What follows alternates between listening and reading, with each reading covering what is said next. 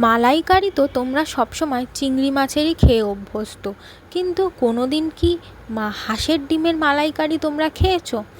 যদি না খেয়ে থাকো তাহলে রেসিপিটি একদম শেষ পর্যন্ত দেখবে, স্কিপ করবে না।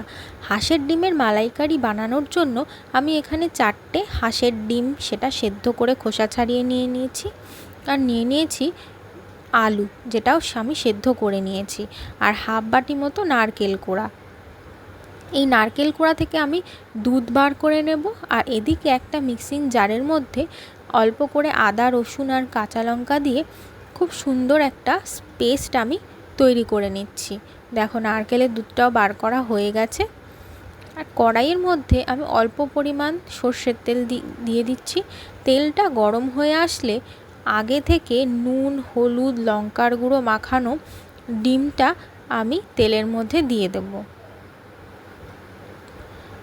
দিয়ে ডিমটাকে খুব ভালোভাবে ভেজে নেব।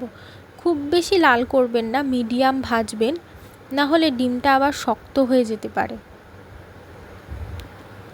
কে কে হাঁসের ডিম খেতে ভালোবাসো অবশ্যই আমাকে কমেন্ট করে জানাতে পারো। আমি এই রেসিপিটা হাঁসের ডিম দিয়ে বানাচ্ছি, তোমরা চাইলে মুরগির ডিম দিয়েও বানাতে পারো। দেখো আমার ডিমগুলো ভাজা হয়ে গেছে।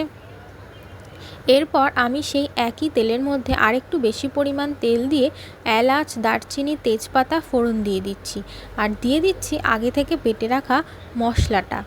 দিয়ে খুব ভালোভাবে মশলাটা কষিয়ে নিচ্ছি।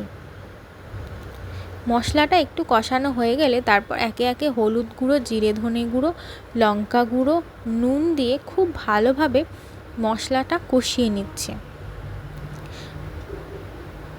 মশলাটা কষানো হয়ে গেলে সিদ্ধ করে রাখা আলুগুলোকে দিয়ে নাড়িয়ে চাড়িয়ে নেব। আমি নারকেলের 2 রকম দুধ বার করেছিলাম, একটা ফার্স্ট প্রেস মিল্ক, একটা সেকেন্ড প্রেস মিল্ক।